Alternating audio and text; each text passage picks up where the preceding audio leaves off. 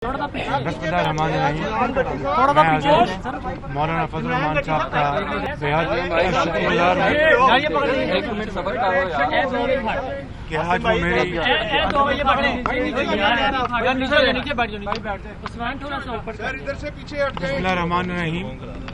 मैं हज़रत मौलाना फजल रहमान साहब का बेहद शुक्रगुजार हूँ कि वो आज मेरी सेहत के बारे में उसने तशरीफ लाए और आज हमने मुल्क की सूरत हाल के ऊपर एक भरपूर गुफ्तगू की और हम यकीनन इस नतीजे पे पहुंचे हैं कि मौजूदा पीटीआई की हुकूमत इन 2 सालों में अवाम के मफाद का ख्याल रखने में पाकिस्तान की तरक्की और खुशहाली के हवाले से आम आदमी को राहत देने और महंगाई से बचाने के लिए बेरोज़गारी हो, कारोबारी हालात हो और पाकिस्तान की मईशत का मामला हो, सेहत आमा का मामला हो,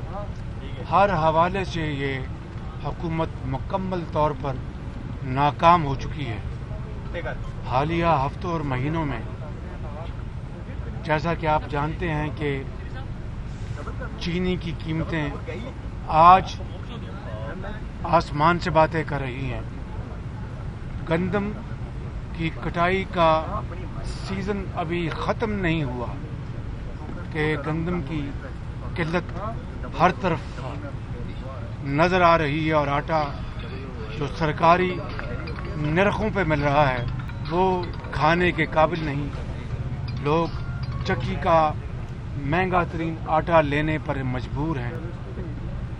पिछले हफ्तों में पेट्रोल की किल्लत और फिर तारीख की सबसे बड़ी पेट्रोल की कीमत में जो इजाफा हुआ वो इस हुकूमत की बदतरीन गवर्नेंस की मिसाल है।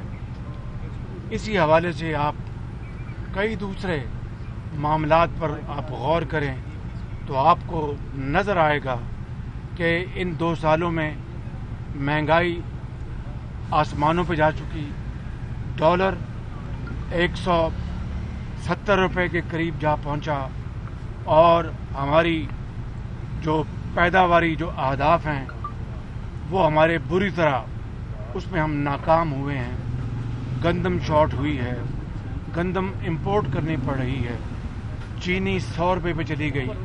ये सारे मामलात पाकिस्तान की तारीख में इससे बदतरीन गवर्नेंस ना अवाम ने पहले कभी देखी और इंशाअल्लाह खुदा करे कि आइंदा कभी इस तरह की एक बैड गवर्नेंस देखने में ना आए। इस हवाले से आज हज़रत मौलाना साहब से मेरी गुफ्तगू हुई और हमने ये तय किया है कि मुतहद्दा अपोजिशन को इस बारे में क्या लाएमल इख्तियार करना चाहिए। उसके लिए रहबर कमेटी का इजलास फिलफौर हमने बुलाया। इंशाअल्लाह रहबर कमेटी में वो तमाम पार्टीज़ के नुमाइंदगी होगी। वहाँ पर जो भी एक शेड्यूल बनेगा, जो भी नुकात तय होंगे उसको पर इंशाअल्लाह हम ईद के बाद APC बुलाई जाएगी और उसमें फिर सारी जो अपोजिशन पार्टीज़ हैं गौर फिक्र करके अपना एक मुकम्मल मरबूत एक जो प्रोग्राम है वो पाकिस्तान के अवाम के सामने पेश करेंगे कि ये हुकूमत नाकाम हो चुकी। अब इससे जान छुड़ाना वक्त की मैं समझता हूँ कि अव्वलीन ज़रूरत है। इससे जान कैसे छुड़वाई जाएगी? क्या APC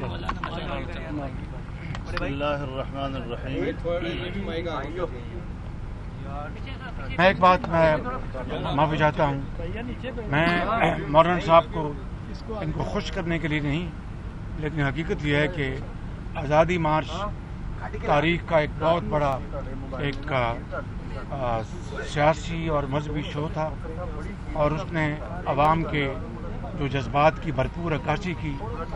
मैं समझता हूँ कि ये मौलाना साहब की एक बहुत बड़ी कामयाबी थी और उसके लिए मैं मौलाना साहब को उसके लिए तमाम काविशों को میں اس کی بڑی ہم سب تحسین کی نگاہ سے دیکھتے ہیں.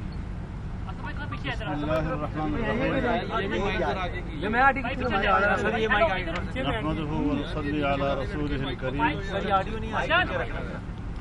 مجھے یہ کیسے پکڑیں گے کہ انتہائی خوشی حاصل ہو رہی ہے کہ میں میاں شہباز شریف صاحب کو صحت مند دیکھ رہا ہوں اور اللہ تعالیٰ ہمیشہ ان کو صحت و سلامتی نصیب فرمائے.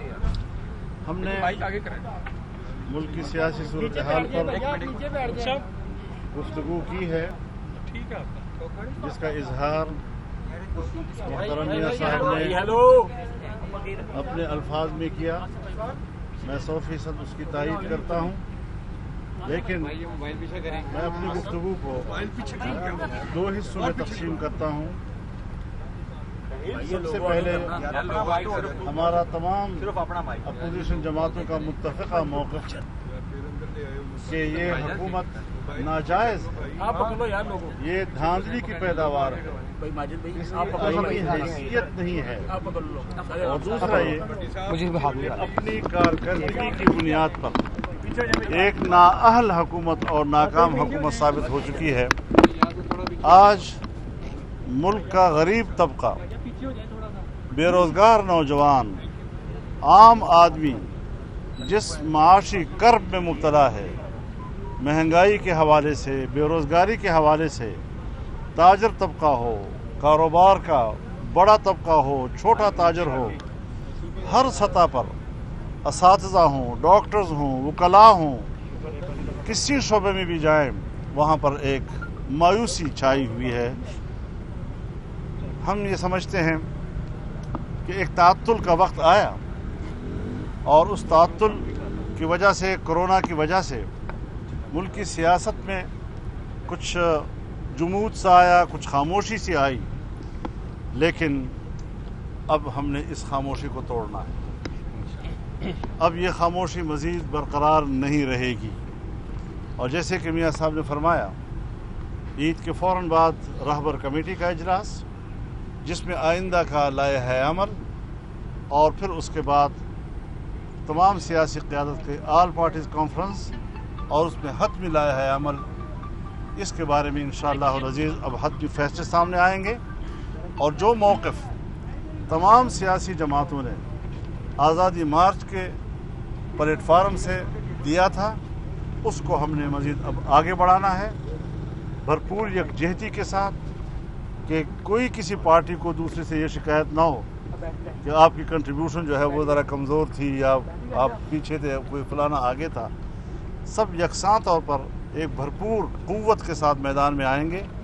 اور یہ جو حربے ہیں، نیب کا حربہ، احتساب کے نام پہ، یہ بھی ہی ہیں، اس کی کوئی حیثیت نہیں ہے. اور ہم ان تمام اقدامات کو اور حربوں کو ایک انتقامی سیاست تصور کرتے ہیں. انتقامی سیاست اب مسترد ہو چکی ہے، ناکام ہو چکی ہے، اور اب انشاءاللہ عوام کی طاقت نے ان کا احتساب کرنا ہے اور ان سے پوچھنا ہے کہ کون مجرم ہے کہ جس کے جرم کے نتیجے میں ناجائز اور نااہل حکومت قوم پر مسلط ہے. آخر اس غریب قوم کو کس چیز کی سزا دی گئی ہے کہ آج پہلی مرتبہ پاکستان کی تاریخ میں ہمارا بجٹ منفی سے نیچے چلا گیا ہے. آج پہلی مرتبہ پاکستان کا بجٹ کا اگلے سال کا مالیاتی حجم پچھلے سال سے کم ہے. پہلی مرتبہ پاکستان کے آنے والے سال کے محصولات کا ہدف پچھلے سال کے محصولات سے کم ہے. کہاں چلا گیا ہمارا ملک؟ مزید کہاں غرق کرنا ہے اس ملک کو؟ ایک ایک دن جو اس حکومت کو مل رہا ہے، پاکستان اس کی وجہ پر ڈوبتا چلا جا رہا ہے. ہم نے اب پاکستان کو ڈوبنے نہیں دینا، اس ملک کو بچانا ہے. اور ہر طبقے کو ہم نے یہ دعوت دینی ہے کہ آئیں अब इस मुल्क को बचाने